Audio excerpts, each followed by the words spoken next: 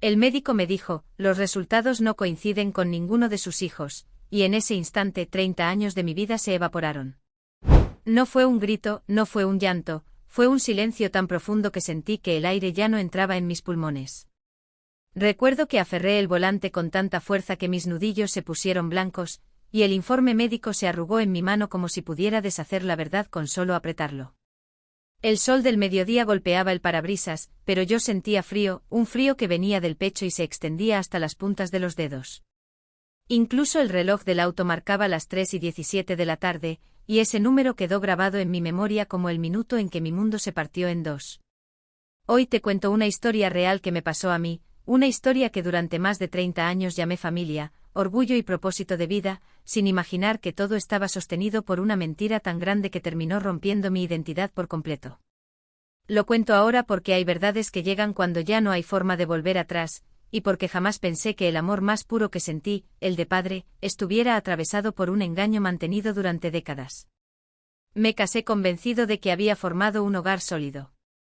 Mi esposa era atenta, cariñosa y muy cuidadosa con la imagen de familia que mostrábamos ante los demás. En las fiestas ella preparaba pasteles perfectos, organizaba las fotos familiares con sonrisas coordinadas y hablaba de mí como el mejor padre del mundo. Incluso guardaba en un álbum especial cada dibujo que los niños me hacían, con dedicatorias como para el papá más fuerte, o gracias por enseñarme a andar en bici. Ese álbum lo encontré años después en una caja de mudanza, y al abrirlo, cada hoja me dolía como una herida abierta. Con el tiempo llegaron los hijos y yo me entregué por completo a ese papel. Trabajé sin descanso, incluso acepté un segundo empleo cuando mi hija necesitó ortodoncia. Estuve presente en cada etapa, los primeros pasos, las primeras palabras, las primeras caídas. Los llevé al doctor en medio de la noche, pasé noches sin dormir cuando tenían fiebre, celebré sus logros en la escuela con más orgullo que ellos mismos, y sufrí sus fracasos como si fueran míos.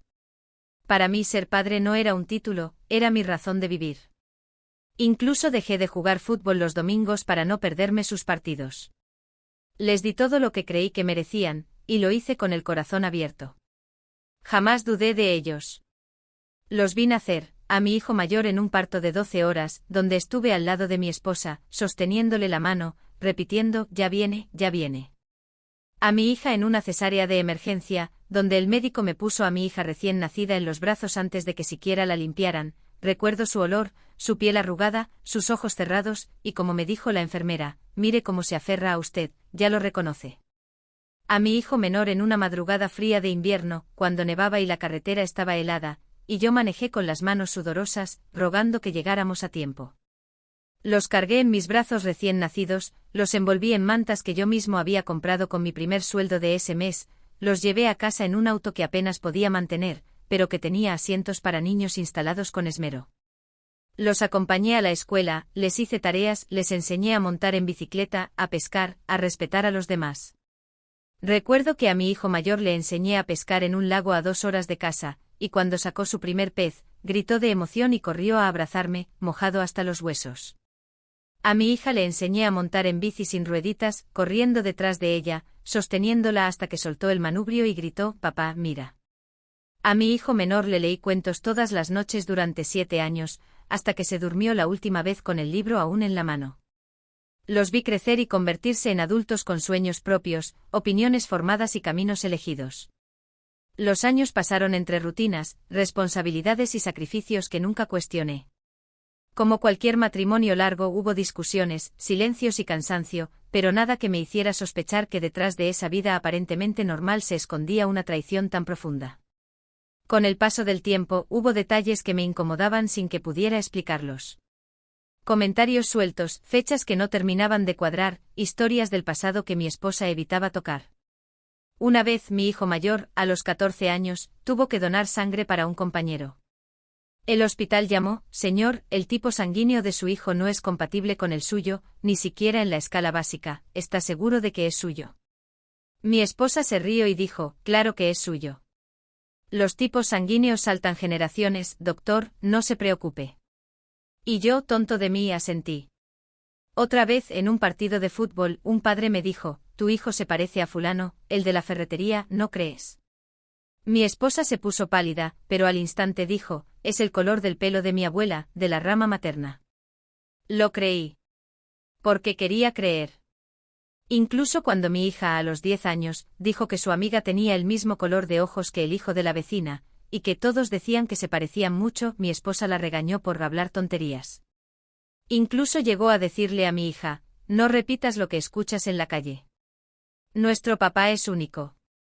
Años después, supe que esa vecina era la esposa del hombre con quien mi esposa tuvo una de sus primeras infidelidades. Cuando preguntaba, ella reaccionaba con molestia o tristeza, haciéndome sentir culpable. Incluso me dijo una vez, tras una discusión, siempre supiste que tenías problemas para concebir, ¿por qué ahora dudas de mí? Y era cierto, al principio del matrimonio, un médico le dijo que yo tenía baja movilidad espermática. Nunca hicimos una prueba confirmatoria, pero ella lo usó como escudo durante años. Incluso guardó un informe médico falso en un cajón, con membrete de un hospital real, que encontré años después, firmado con un sello que logré verificar como falso. Me permitió creer que cada embarazo fue un milagro, cuando en realidad, era el fruto de traiciones planeadas. Incluso me hizo jurar que nunca haría una prueba de paternidad, por respeto a los niños, por no sembrar dudas donde hay amor. Y yo juré. Porque creí que protegerlos era más importante que mi propia paz. Incluso en el bautizo de mi hijo mayor, el cura me dijo, usted es un ejemplo de paternidad. Yo sonreí orgulloso. Hoy, al recordarlo, siento náuseas. La verdad apareció de la forma más inesperada. Durante un chequeo de rutina por hipertensión, el médico notó una incompatibilidad sanguínea extrema entre mi tipo y el de mi hijo menor. Es raro, dijo, frunciendo el ceño. Su sangre es RH negativo puro, y la de su hijo es RH positivo con marcadores que no coinciden en ningún rango familiar. ¿Está seguro de que es suyo? Pensé que era un error de laboratorio. Repetimos las pruebas. Volvimos a revisar. Incluso fui a otro hospital, en secreto, pagando de mi bolsillo. Cada resultado confirmaba lo impensable, ninguno de mis hijos era biológicamente mío. Ninguno. Recuerdo haberme quedado sentado en el estacionamiento del hospital, mirando el informe, sintiendo que el mundo se deshacía bajo mis pies. Las paredes del auto parecían acercarse, el volante se sentía como un extraño, y por primera vez en mi vida, no supe quién era. Lloré en silencio, sin lágrimas, con el pecho oprimido, como si mi corazón se hubiera convertido en piedra. Esa noche no fui a casa. Me senté en un parque viendo a padres jugar con sus hijos, y me pregunté si merecía siquiera estar cerca de ellos. Una niña corrió hacia su papá, le abrazó las piernas y le dijo, «Te amo, papá». Él la levantó y la besó. Yo tuve que irme. No podía soportarlo. Pasé días negándolo. Me convencí de que debía haber una explicación científica, un fallo en las máquinas, un error en los nombres. Quería que alguien me dijera que todo era un malentendido. Pero no lo era. Cuando confronté a mi esposa, primero negó todo. Luego lloró. Finalmente la verdad salió a pedazos entre sollozos y justificaciones. Durante años tuvo relaciones con otros hombres, un compañero de trabajo con quien viajaba a ferias comerciales cada 2 meses, un vecino que nos ayudaba en el jardín y que siempre aparecía cuando yo estaba de viaje, incluso un amigo mío al que yo consideraba hermano, con quien compartí cervezas, secretos y hasta el bautizo de mi hijo mayor. No fue un error aislado, fueron múltiples infidelidades en distintos momentos, cuidadosamente orquestadas para coincidir con periodos de intentos de embarazo. Y siempre tuvo un plan. Evitó pruebas de paternidad en los nacimientos, inventó historias sobre mis problemas de fertilidad, y usó mi amor como escudo para esconder su doble vida. Incluso guardaba en un diario privado las fechas de sus encuentros, las excusas que usaba y cómo me manipulaba después para suavizar mi estado de ánimo. Encontré ese diario meses después, escondido detrás de un libro en su biblioteca. En una entrada decía, hoy volvió a preguntar. Le dije que si dudaba, no me amaba. Se calló. Funcionó otra vez. En otra, el vecino me llamó. Dice que el niño se le parece mucho. Le dije que no importa, que mi esposo los cría como suyos. Al final, ¿quién gana? Yo. Sentí una humillación profunda. No solo me engañó como esposo, me utilizó como padre. Me permitió construir una identidad entera sobre una mentira. Una noche, mientras mi hijo mayor dormía en el sofá después de una fiesta universitaria, me quedé mirándolo. Por primera vez no vi amor en su rostro, vi los ojos de un desconocido. Y me odié por pensarlo. Porque, a pesar de todo, lo amaba. Lo había criado, lo había abrazado cuando lloraba por un amor no correspondido, lo había defendido frente a sus enemigos en el colegio, lo había ayudado a atarse los cordones a los 4 años, le había enseñado a afeitar su primera barba, lo había acompañado a su primera cita. Ese vínculo no podía borrarse con una prueba de ADN. El dolor no era por la sangre, era por la traición que envolvió cada uno de esos momentos. Incluso el abrazo que le di en su graduación, el dinero que ahorré para su viaje de estudios, las cartas que le escribí cuando se fue de casa, todo estaba manchado por la mentira. Lo más difícil no fue enfrentarla a ella, sino mirar a mis hijos después de saberlo todo.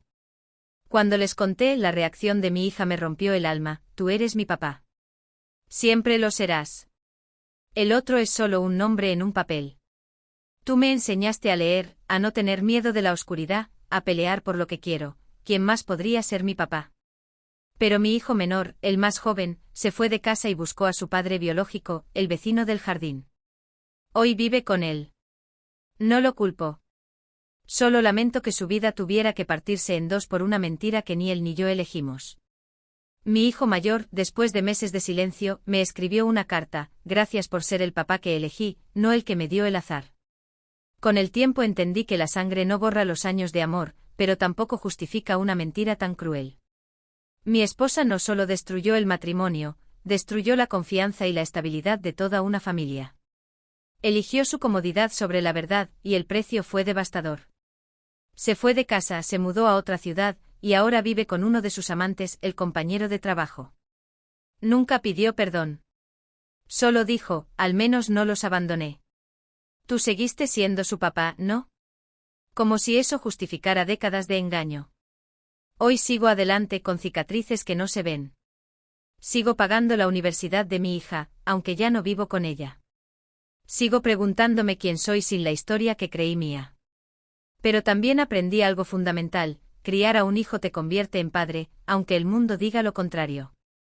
Porque el amor no se mide en cromosomas, sino en noches en vela, en abrazos dados, en decisiones tomadas por el bien del otro, incluso cuando duele. Incluso hoy, cuando paso frente a la cancha de fútbol donde los vi jugar, siento un orgullo que ninguna prueba puede borrar. Y ahora te pregunto a ti: ¿seguirías amando a alguien que creíste tuyo, si supieras que cada papá que te dijo fue parte de una mentira cuidadosamente construida? Si esta historia te conmovió, si te hizo cuestionar lo que creías inquebrantable, suscríbete a este canal, porque aquí no contamos cuentos, contamos las verdades que duelen, pero que liberan.